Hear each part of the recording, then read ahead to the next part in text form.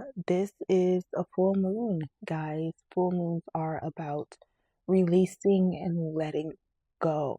It illuminates and brings clarity on what just isn't working here, and what needs to be released, um, and what space needs to be made to bring in something new. Because when we get a new moon, we are bringing in new things, new goals, new expectations, new intentions. So full moons are about releasing, new moons are about bringing things in. With a full moon lunar eclipse, well, that's where things get a little dicey. It still means we're releasing things, but there's still things that are going to slowly dissolve on their own time. And this may just be the beginning process of letting those things exit. But all in all, I will say that we have reached, not necessarily, but we have closed the eclipse portal with this full moon lunar eclipse. And with that, we will have some lingering effects within the next couple of weeks. We still have Mercury retrograding. That's what I will be going over within these readings with you as well. And yeah, Mercury is retrograding to the middle of March, and that's going to be also lingering around to the end of March. So March is kind of this limbo space where things have shifted and changed, and we don't quite know where our footing and grounding is. But to say the least, this is the most important time that you should get grounded within your own individuality and authenticity. Okay, so without further ado, we'll get into the readings, and we'll start with, okay, so this is for Virgo sun, moon, and specifically rising, as this full moon lunar eclipse will be illuminating in your first house of self and personal identity. This also will be including Mercury retrograde, that will be happening in opposition to this full moon. It's not an exact opposition, but eventually it will be playing its part. I mean, Mercury retrograde always come with a little bit of disruption, and this is happening in the house across from the first, which will be the seventh house of partnerships and relationships. So your mindset around those things may have to be reviewed, revised, and refined around relationships and partnerships. But ultimately, full moons are about releasing and letting things go. A full moon in Virgo is about releasing control and the need to be perfectionist. Okay, so this is releasing the need to nitpick and micromanage all types of functionalities within yourself and your personal identity. Stop picking at yourself. You're just fine, okay? But this being in your first house, again, this is the need to release control that is from anything that is outside of yourself. This is actually a time that you need to be a little selfish. I'm giving you permission. Be a little selfish. This is about you, okay? This is for you. This is to illuminate you and renew you, okay? So this is about personal identity. You may have to release some control of some things that are external to you, and also release the need of perfectionism within your life. You're not going to be perfect. I'm sorry. I even have to tell that to Aquarius. It's not just you, I promise. But this is it, okay? This is it. How do you maintain and sustain yourself? And how do you revise, refine, and review your connections with other people? The seventh house, ruled by Libra, but the seventh house is a mirroring house. This is how you as the self connect to other people who mirror the same traits and connections and interests as you. So this is typically people that you highly connect with, may find yourself in partnership with, or just having more intimate connections with. So however that plays for you, let's talk about it.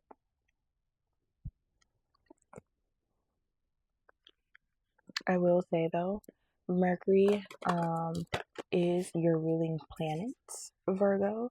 So Mercury going retrograde doesn't feel good for any Mercurial right now. And it is swimming in Pisces. So it's dissolving any illusions around certain mindsets you may have around your connections and partnerships and your one-on-one relationships. Seventh house can tend to get very intimate, but it definitely still has to do with basic relationships. Your relationship to yourself is the first house, but your relationship to other people is how it's being reflected from you. So just keep that in mind. All right, let's see what comes out. Two gods. Okay. Anyway, courage. You have courage here, and you have trust. Courage and trust. And then at the bottom of the deck, we have jealousy. Ooh. Okay.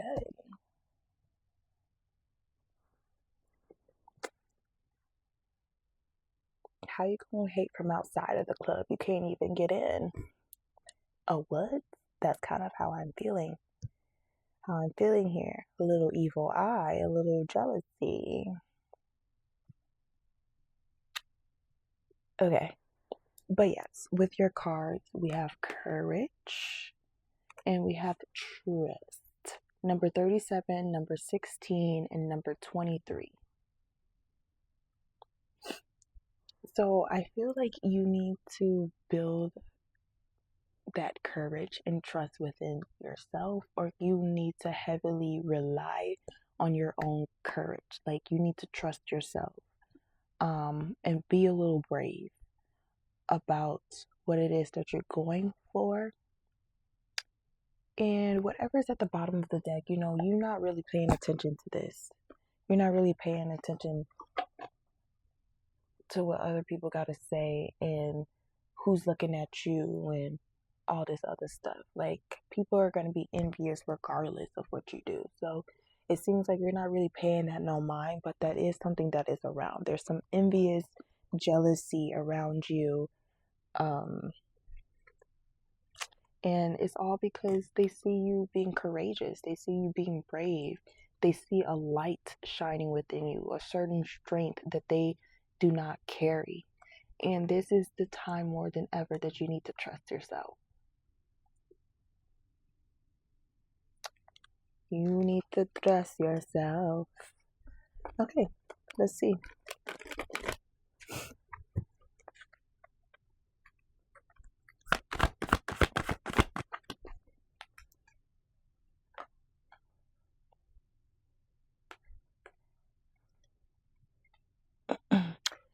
You're healing for something disappointment. Excuse me. You're healing from something disappointing. Something that may have been heartbreaking, disappointing, or just painful in general. You're healing from it though. Okay, yo. Didn't really ask for all this. I'm not going to lie. I'm going to put some of this back. Just going to use the cards that I'm seeing before me. Okay.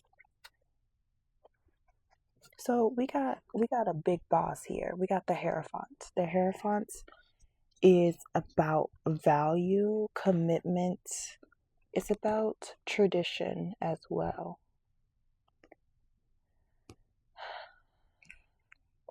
Tradition, and also learning lessons around tradition, around values. It doesn't have to be anybody's specific tradition, but what are your traditions? What are you committed to? Right?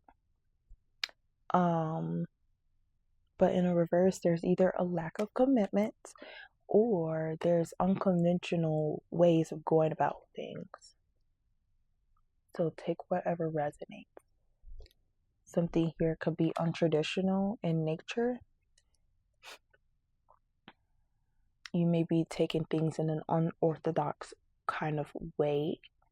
Or again, it's that lack of commitment, that lack of even self-worth,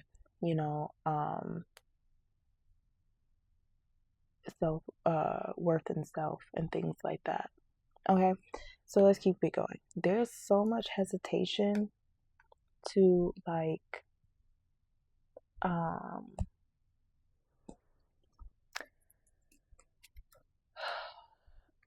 so Wands is very passionate and creative energy.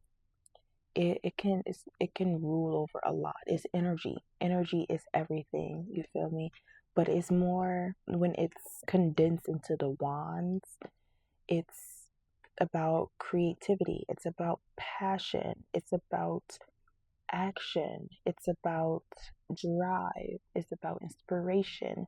It's that light, it's that fire underneath your ass to get you going. And the Ace of Wands is quite literally a new beginning, a new creative start, a new passionate start. This is even possibly, I don't want to say a wish coming true. This is literally like you holding a magician's wand, and you get the ability to make something come true, to create something magical. Okay, the page embarks on that magical journey, is here to try new things, test new theories, go in new places, ask for new perspectives. The wand is just here to do, really. And it does it all with just a spark of inspiration, and a little motivation. Doesn't really have much to do, doesn't really know much what to do, where to go, and what to say, but it's just willing. So there's a willingness, but in the reverse, there's not a willingness to try new things, go in new directions, set new intentions. Okay. And then we have Five of Pentacles. There is some type of hardship here. You feel neglected, you feel left out in the cold, you feel like people may even pity you for what you're going through. You feel like you've reached your hand out and there was no one there around to help you, or they weren't willing to help you. Yeah, this is typically about financial hardship and difficulty and adversity in general. Just not being able. This also points to not being able to ask for help because you did ask for help and there wasn't help available, or you just don't want to ask for help because you don't want anyone to pity you. So take it however it resonates, but it ultimately talks about feeling left out, um, feeling neglected, and things like that. But I don't know if this is you. I don't know if this is you. And this energy underneath the deck can be you too. This jealousy, this envy, this evil eye. You feel me? So take it however it resonates. But remember how I said, what did I say? How can you be hating from outside of the club? You can't even get in. And this is kind of that energy. Like you can't even get in, Buki. So how you hating from outside of the club? But I don't know where this is coming from. Um, I don't know where this is coming from. Let me see at the bottom of the deck. Boogie. I know you lying. The call is coming from inside the house.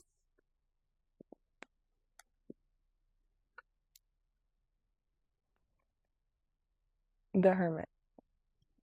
This is you, Virgo. The Hermit. This is your power card. I will say I love to see it in its upright position. That means you are utilizing your superpower. You are, but don't tell me this is a call from coming inside the house. You sending out evil eye and ish like that. Please, please. In this economy, in this day and time, especially when it's about you, boo. It's not about nobody else. It's just about you. Okay. I didn't see that at first, but the Hermit. The Hermit card is about solitude. It's about being comfortable in your own solitude, being comfortable with yourself, with your shadows, with your light, with everything, with your experiences. The Hermit is about physical experiences and then using your discernment to pave new paths. You may not know exactly where you're going or which step is going to lead to the next, but you're taking one step at a time forward away from anything that, is no longer sustainable. All right. And this is so fitting. This is so fitting for you with this being in your first house. Okay.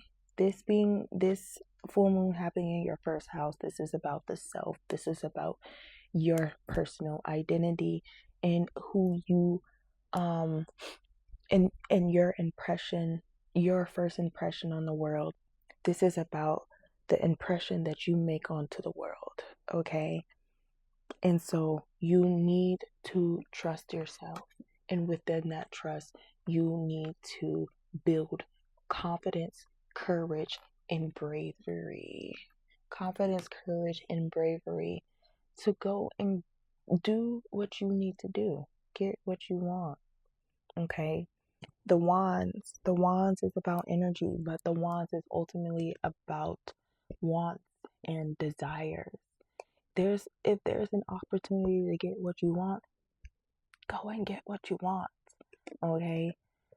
Don't hesitate on it. Stop hesitating on it because it's being given to you to explore a little bit deeper. The Hierophant here, I don't quite know. If I'm being totally honest, I think this popped up for you once or twice before. I can't put my finger on it. But the Hierophant in the reverse is definitely about untraditional values, unconventional perspectives and ways of life, or just ultimately not committing to your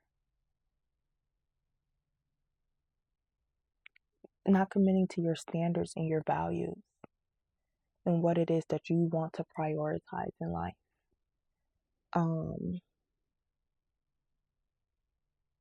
So take that how it resonates. All right. For further clarity, I am getting a little bit long on this, but I do just kind of want to see what comes out, especially for this jealousy card. I don't know if I like it too much. Okay. So let's see. We have trust here, number 16. Step into the unknown. All may not be revealed at this time. Trust in unforeseen forces. Meditate on this to let go of all attachments or possibilities.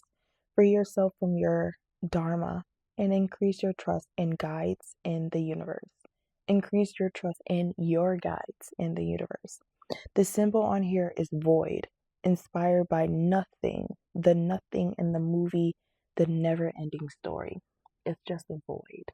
Trust in yourself, in things in the unknown. Step into the unknown and trust yourself. Boo. spooky, babe. I don't know why I've been saying bookie so much lately. But anyway, look, step into the unknown, step into the darkness.